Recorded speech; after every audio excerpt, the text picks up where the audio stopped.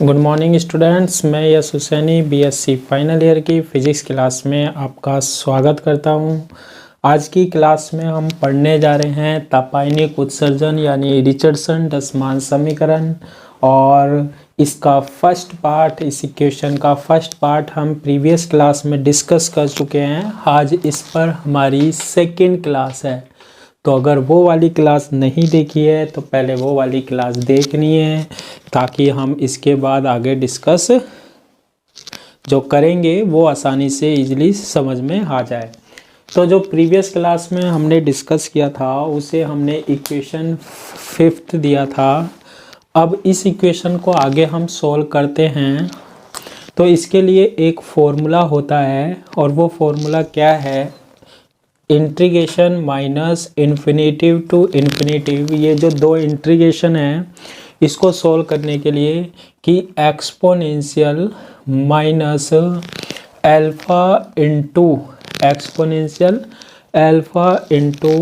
Y square into d y हो, या integration minus infinitive to infinitive exponential minus alpha into z square हो, alpha into z square हो, और D Z. इनका जो integration होता है ना वो इक्वल होता है पाई अपॉन एल्फ़ा की पावर हाफ के, पाई अपॉन एल्फ़ा की पावर हाफ के। तो आपको ध्यान से देखना है, इस इक्वेशन को कंपेयर करना है इससे। एक्सपोनेंशियल आ रहा है, माइनस आ रहा है, एल्फा वी वाई स्क्वायर की जगह वी वाई स्क्वायर है, वाई की जगह क्या है, वी वाई है। बाकी एल्फा क्या होगा, जो इसका कोफिशिएंट होगा, गुणांक होगा, m अपॉन 2kbt होगा। ठीक है, तो इस इक्वेशन से समझ में आ रहा है एल्फा क्या होगा, m upon 2kb into T होगा, और वी वाई स्क्वायर की जगह वाई स्क्वायर है, और इसका इंटीग्रेशन होता है पाई अपॉन एल्फा की पावर हाफ होता है। क्लियर है? तो हम इसको सोल्व करेंगे तो क्या बनेगा, D N x is equal to 2m की पावर 3 अपॉन h की power 3 exponential E F upon के B T, exponential E F upon के बी टी, और एक्सपोनेंशियल जो हमारे पास x कंपोनेंट है उसको हम एज इट इज़ लिखा रह देंगे, क्या है, minus m we x square upon 2kbt into क्या, डी वी एक्स इंटू। अब देखो इसका इंटीग्रेशन करना है, इस टर्म का करो, किसके इक्वल आता है, पाई अपॉन एल्फा के। तो पाई अपॉन एल्फा क्या होगा, इन दोनों में सेम है, m अपॉन 2kbt, लेकिन नीचे रखेंगे तो m यहाँ है, तो 2kbt कहाँ चला जाएगा, ऊपर चला जाएगा। तो इसका इंटीग्रेशन पाई 2kbt अपॉन m की पावर हाफ होगा, और फिर इसका भी इंटीग्रेशन करोगे तो सेम होगा, पाई 2kbt अपॉन m की power half. D N x is equal to 2m की पावर 3 अपॉन h की पावर 3 बन रहा है। कांस्टेंट को हम क्या करते हैं, पहले लिख लेते हैं, और ये जो हमारे पास कांस्टेंट है वो ये हाफ और ये हाफ, यानी कि ये बनेगा 2 पाई के बी टी अपॉन m बन जाएगा, 2 पाई के B T M, half plus half 1। और कौन सी टर्म आ रही है, एक्सपोनेंशियल की आ रही है, एक्सपोनेंशियल ई एफ अपॉन के बी टी, और exponential minus m we x square upon 2kbt into D we x. ठीक है, तो इस तरीके से इस इक्वेशन को इसमें हमने कन्वर्ट कर लिया, और इसको हम डिनोट करते हैं इक्वेशन नंबर 6 से।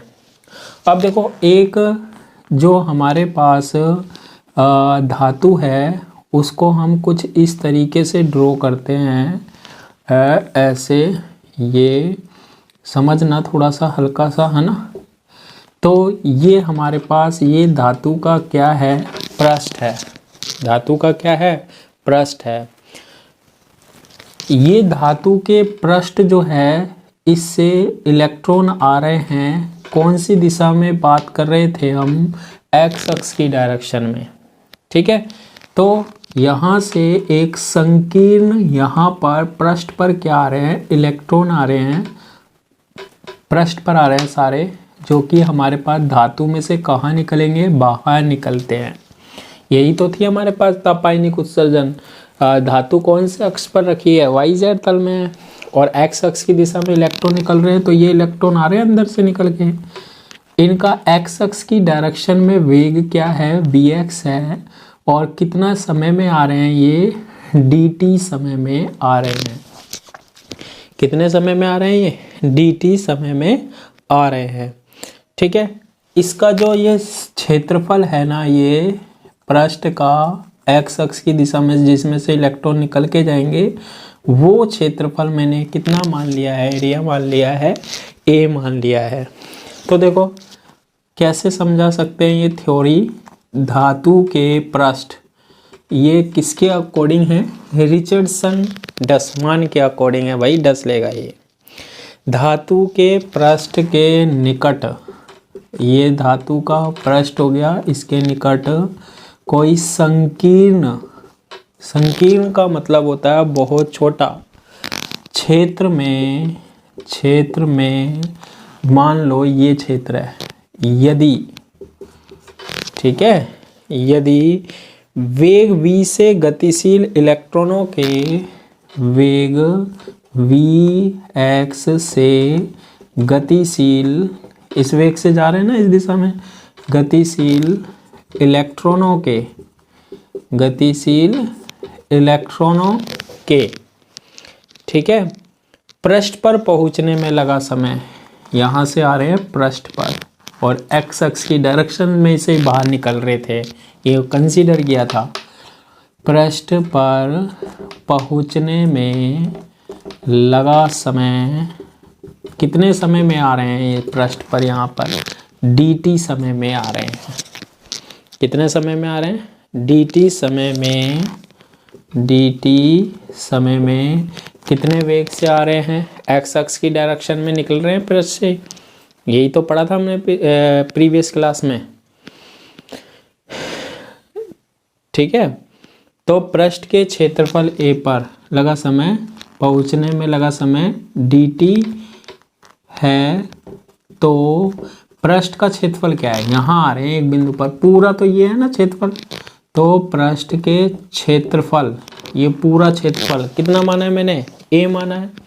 पृष्ठ के क्षेत्रफल a पर dt समय में, dt समय में सारे के सारे इलेक्ट्रॉन यहाँ पहुँचेंगे, है ना। dt समय में वेग घटक, dt समय में वेग घटक एक्स अक्ष की डायरेक्शन में कितने वेग से, vx वेग से।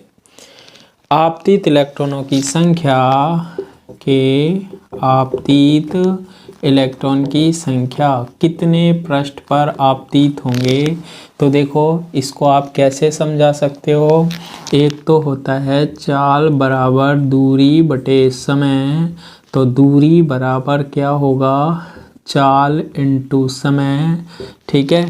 तो ये इतनी दूरी से आ रहे हैं और इसका क्षेत्रफल कितना है, a है, तो एक तरीके से ये आयतन बन जाएगा। यहाँ से आ रहे होंगे, यहाँ से, यहाँ से, यहाँ से, यहाँ से, तो ये आयतन बनेगा, ये वॉल्यूम बन जाएगा। कैसे निकालेंगे इलेक्ट्रॉनों की संख्या, वैसे इलेक्ट्रॉनों की संख्या तो कितनी थी, dnx। अब ये पृष्ठ पर हैं जो क्षेत्रफल यानी a, और दूरी यहाँ से आ रहे होंगे, तो यहाँ पर हम लिख सकते हैं vx इंटू क्या, dt।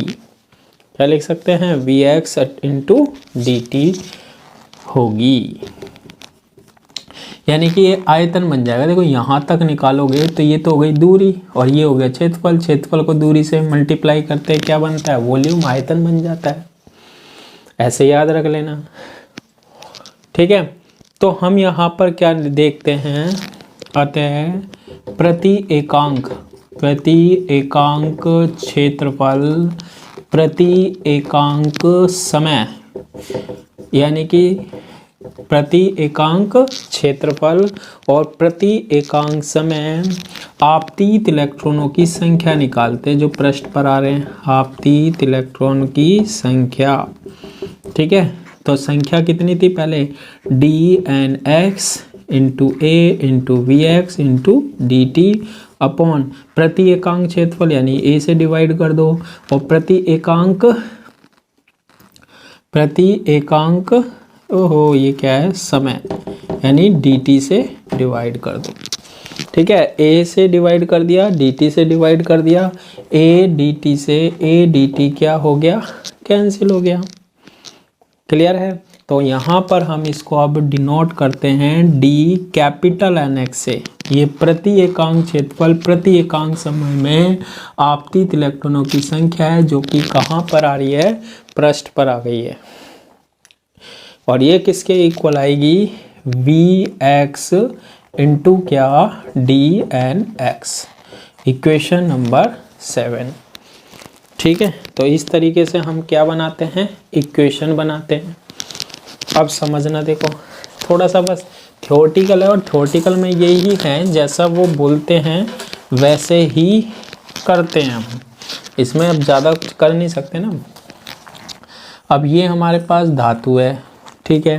धातु में ये हमारे पास ऊर्जा स्तर होते हैं, हर ऊर्जा स्तर में क्या होते हैं, इलेक्ट्रॉन, फ्री इलेक्ट्रॉन होते हैं ना। सबसे अधिक ऊर्जा इलेक्ट्रॉन के पास कितनी हो सकती है, EF हो सकती है। कितनी हो सकती है, EF हो सकती है, जिसे हम फर्मी ऊर्जा कहते हैं। और धातु में से निकलने के लिए इलेक्ट्रॉन को विभव रोधिका को पार करना होता है, यानी EB ऊर्जा चाहिए होती है, तो वो धातु में से निकल सकता है। अगर ये ऊर्जा मिल जाए ना EB, तो वो किस में से निकल सकता है, धातु में से निकलता है।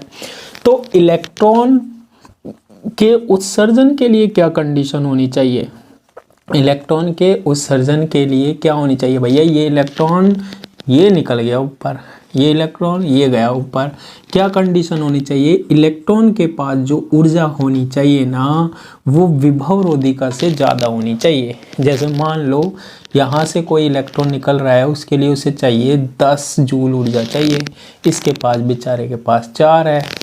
अब इसे कितनी और चाहिए, 6 और चाहिए, 6 और मिल जाएगी तो ये आउट हो जाएगा इसमें से, यही बात हुई ना। तो E इज़ ग्रेटर देन होनी चाहिए किससे, EB से। इसको हम यहाँ पर ऐसे भी लिख सकते हैं, E is greater than EB को हम क्या लिख सकते हैं, फाई प्लस EF भी लिख सकते हैं। क्या लिख सकते हैं, फाई प्लस EF, क्योंकि मैंने बताया था फाई क्या होता है, कार्यफलन होता है। फाई क्या होता है, कार्यफलन होता है। और फाई कैसे निकालते थे, EB माइनस EF। तो EB की वैल्यू फाई को इधर ले आते थे, तो फाई प्लस EF बन जाएगा। प्रीवियस वीडियो में कर चुके हैं हम। फिर ये ऊर्जा जो होती है इलेक्ट्रॉनों की, वो जो कि निकल रहे हैं, तो उसमें गतिज ऊर्जा होगी। और कौन सी डायरेक्शन की बात कर रहे थे हम, एक्स डायरेक्शन की।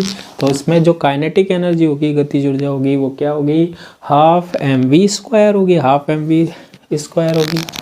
और ये किससे ज़्यादा होगा, फाई प्लस EF से ज़्यादा होगा। यहाँ से हम इलेक्ट्रॉन का क्या निकाल सकते हैं, वेग निकाल सकते हैं। Vx² इज ग्रेटर देन, ये ऊपर गया 2/m, ये बन जाएगा फाई प्लस EF बन जाएगा। बना या नहीं बना, बिल्कुल बन गया। यानी कि Vx रूट लेंगे, Vx और ये वेग है, ये वेग है, तो ये टर्म भी वेग हो गई, ये V0 है।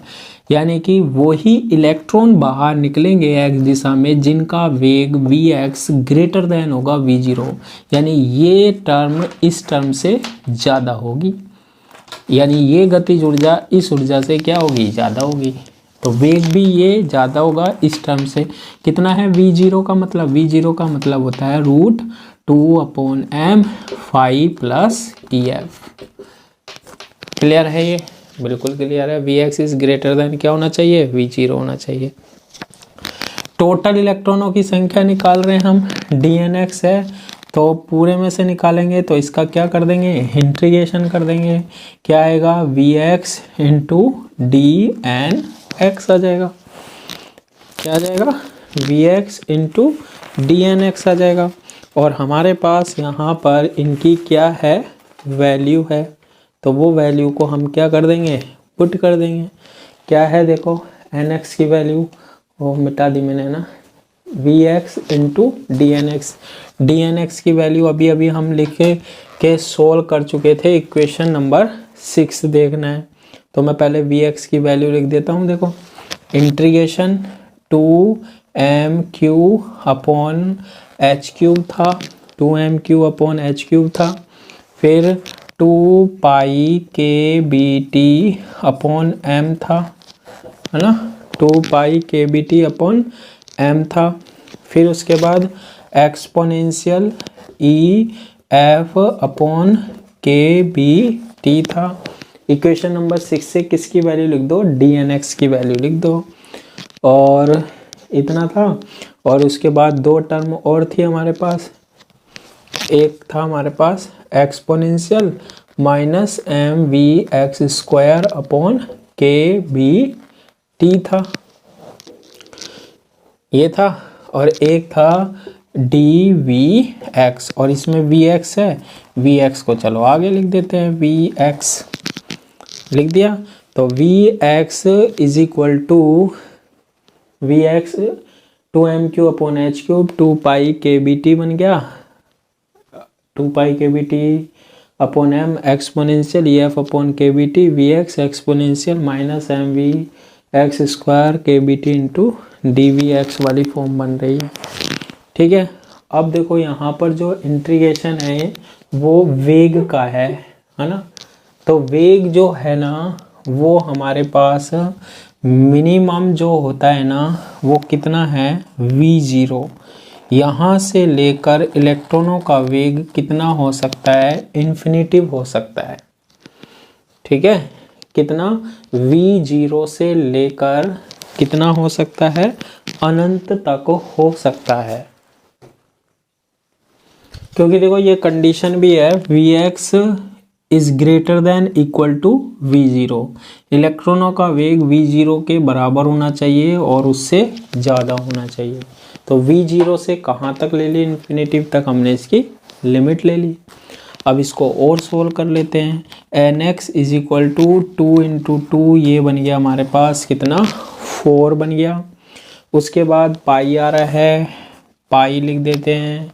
अब m है ये और ये है m³, तो क्या बन रहा है? m², एक कैंसिल हो जाएगा। kb बन रहा है, kb लिख देते हैं। t बन रहा है, t लिख देते हैं। अपॉन क्या बन रहा है? h³ बन रहा है, तो h³ लिख देते हैं। ये इंटीग्रेशन है वो v के रिस्पेक्ट में dvx है। तो बाकी टर्म जो है एक्सपोनेंशियल EF अपॉन kBt को हम एज इट इज़ लिख देते हैं। और इंटीग्रेशन में क्या आएगा?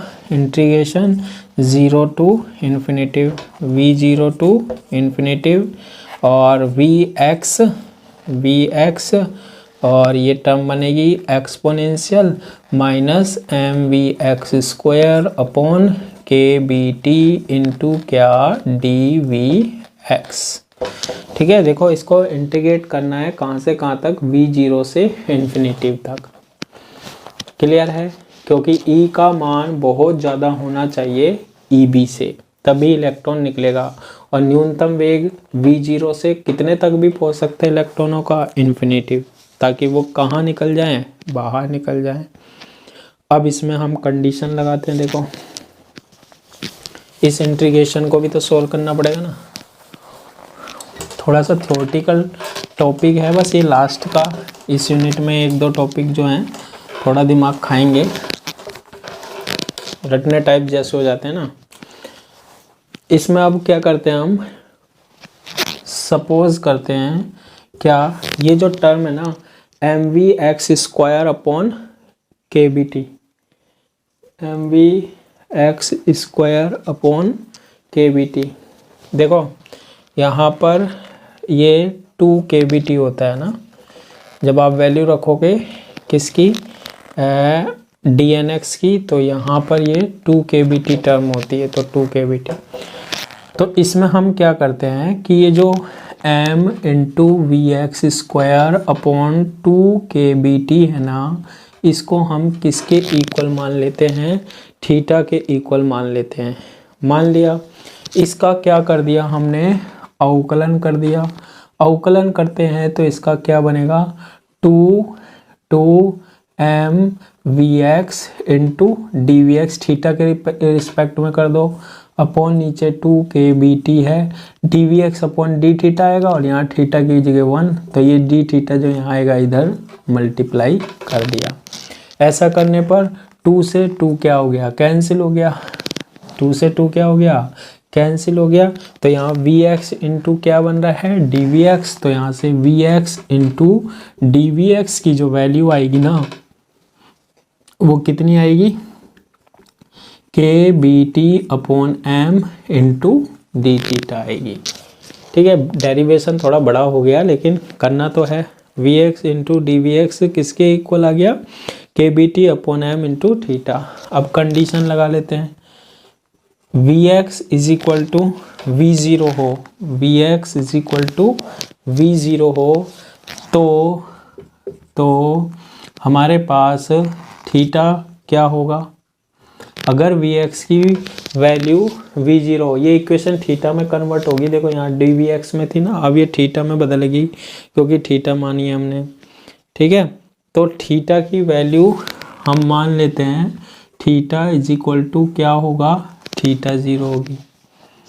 जब we x is equal to V zero तो theta is equal to theta zero, तो रख दो इसमें, देखो एम वी ज़ीरो स्क्वायर बटे 2 के बी टी किसके इक्वल आएगा, थीटा ज़ीरो के बराबर आएगा। जब वी एक्स की वैल्यू इसमें वी ज़ीरो पुट करोगे ना, तो जो थीटा है उसे हम क्या बोलेंगे, थीटा ज़ीरो बोल देंगे। ठीक है, मैथ में खूब करते हैं हम ऐसे। यहाँ से हम थीटा ज़ीरो की वैल्यू में एक चीज़ और कर सकते हैं, theta zero is equal to m upon 2 k B T into ये जो वी ज़ीरो स्क्वायर है ना, इसकी वैल्यू देखो ये है 2 अपॉन एम 5 प्लस ई एफ, तो स्क्वायर है यहाँ पर, तो ये बनेगा 2 upon m 5 plus E F.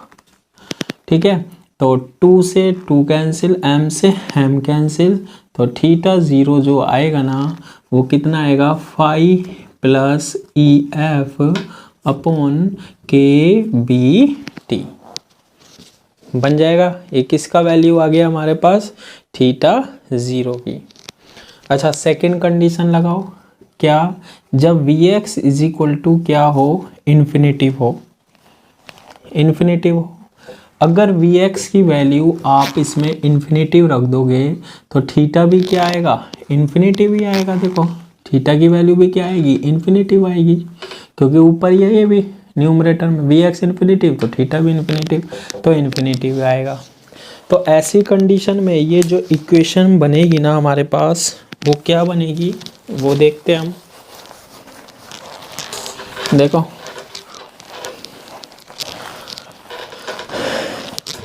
ये बनेगा N x is equal to ये 4 pi M square K B T upon H cube, और ये एक्सपोनेंशियल है ई एफ अपॉन क्या, K B T, exponential E F upon के बी टी। लिमिट चेंज कर दो, अब थीटा में जाएगी, तो integration theta zero to infinitive जाएगी। V x is equal to zero है, जब वी एक्स की वैल्यू वी ज़ीरो धरोगे ना तो थीटा अपना आप चेंज होगा, थीटा ज़ीरो मान लो, और वी एक्स की वैल्यू इन्फिनेटिव रखोगे तो इन्फिनेटिव ही आएगा। रख के देख लो चाहे इसमें, फिर ये एक्सपोनेंशियल है तो ये एक्सपोनेंशियल लिख दिया हमने, और ये minus m v square upon 2kbt को क्या माना था, M we x square 2kbt को थीटा, तो ये बनेगा एक्सपोनेंशियल माइनस थीटा। अब देखो ये अच्छा नहीं लग रहा तो इसको क्या लिख देंगे, ई की पावर माइनस थीटा, ठीक है। और v x into D we x को क्या लिख सकते हैं, we x into D we x को k B T upon M into d theta, ठीक है। N x is equal to, अब देखो एक एम ये रिया और एक एम ये गया, तो एम से क्या कैंसिल हो गया, एम कैंसिल हो गया, तो हमारे पास जो टर्म बचेगी वो लिख देते हैं, क्या बचेगी हमारे पास, देखो 4 पाई एम बच रहा है, के बी इंटू के बी, ये बनेगा K B square upon H cube, ठीक है।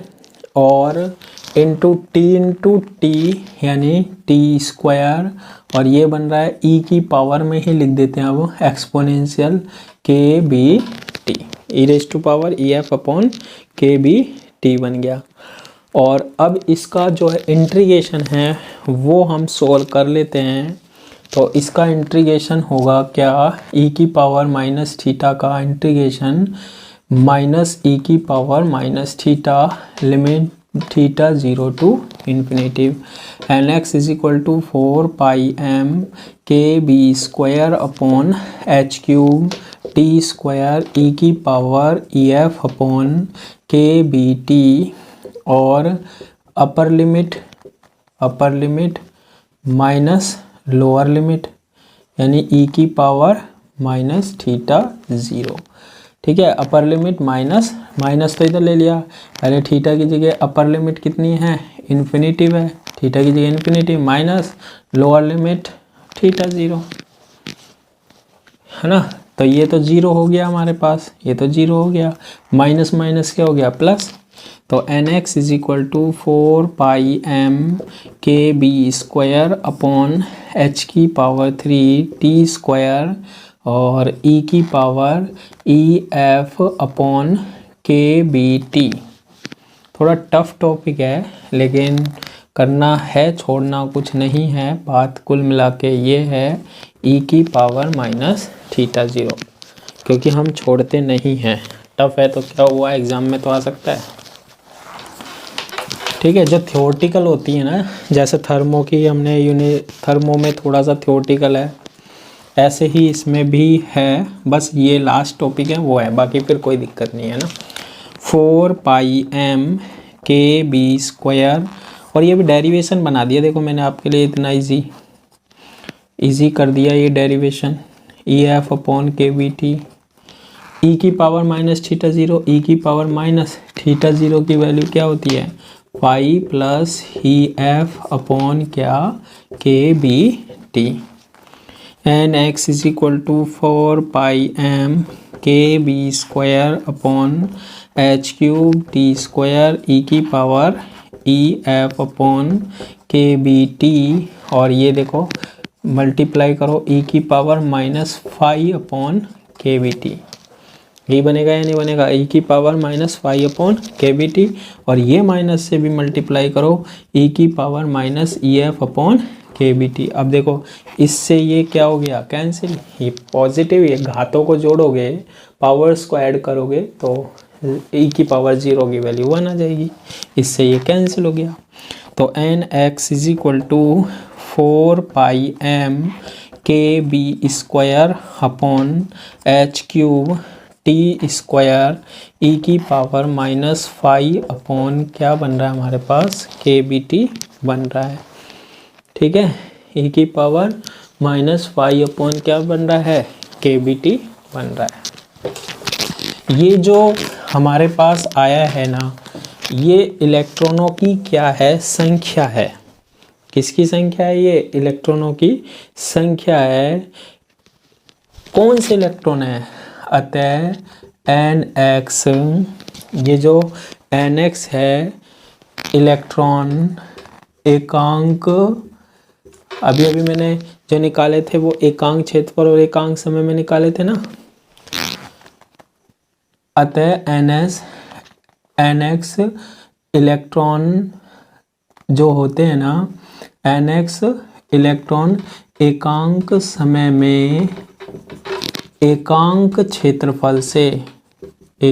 क्षेत्रफल से उत्सर्जित इलेक्ट्रॉन की क्या है, संख्या है। वो इलेक्ट्रॉन है NX जो एकांक समय में एकांक क्षेत्रफल से क्या हो रहे हैं, उत्सर्जित हो रहे हैं। क्लियर है ये वाली बात। अब एकांक क्षेत्रफल में प्रवाहित धारा निकालते हैं। एकांक क्षेत्रफल में प्रवाहित धारा निकालते हैं। अब इस चीज को आप थोड़ा सा ध्यान रखना, यही हमारा यहाँ धारा घनत्व होगा। ये कैसे होगा, देखो ये तो इलेक्ट्रॉनों की क्या है, संख्या है। ये बात तो आप क्लियर कर लेना। ठीक है सर, कर लिया। धारा का फॉर्मूला, करंट का फॉर्मूला I बराबर से Q/T होता है, और धारा घनत्व का फॉर्मूला होता है J = I/A होता है। अब एकांक समय की बात कर रहे हैं, T की वैल्यू कितना रख दो, 1, तो I किसके इक्वल आएगा, Q के इक्वल आएगा। ठीक है, और एकांक क्षेत्रफल की बात कर रहे हैं तो A की वैल्यू भी 1 रख दो, तो धारा घनत्व J = किसके आएगा, Q के इक्वल आएगा। Q क्या है, आवेश है, चार्ज है। Q क्या है, आवेश है, चार्ज है। आवेश का भी फॉर्मूला होता है Q = NE। N क्या होता है, इलेक्ट्रॉनों की संख्या, और E क्या होता है, एक इलेक्ट्रॉन पर चार्ज। तो यहाँ पर भी जो धारा घनत्व बनने वाला है ना J, जो करंट डेंसिटी बनने वाली है ना J, वो किसके इक्वल होगी, QE। Q = NE, तो E और N इलेक्ट्रॉनों की संख्या कितनी है, NX। तो J = हम क्या करते हैं, ये वैल्यू को पुट कर देते हैं। अब ये सारी की सारी वैल्यू को, तो क्या होगा, देखो E, और ये है 4πm kb² h³ t² e⁻⁵ क्या, kBt।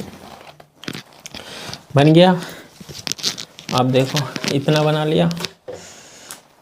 J = अब क्या किया उसने, दिमाग लगाया, कांस्टेंट राशियों को तो इकट्ठा कर लो। ये इकट्ठा कर दी मैंने, देखो इसको मान लो A। E का कांस्टेंट, पाई constant, M constant, KB constant, H Planck नियतांक होता है 6.62 × 10⁻34। सारे ही कांस्टेंट होते हैं ना हमारे पास। तो ये तो मान लिया A के इक्वल T² e⁻⁵ kBt। ये जो इक्वेशन होती है ना हमारे पास, इस इक्वेशन को प्रूव करा सकता है एग्जाम में यही रिचर्डसन।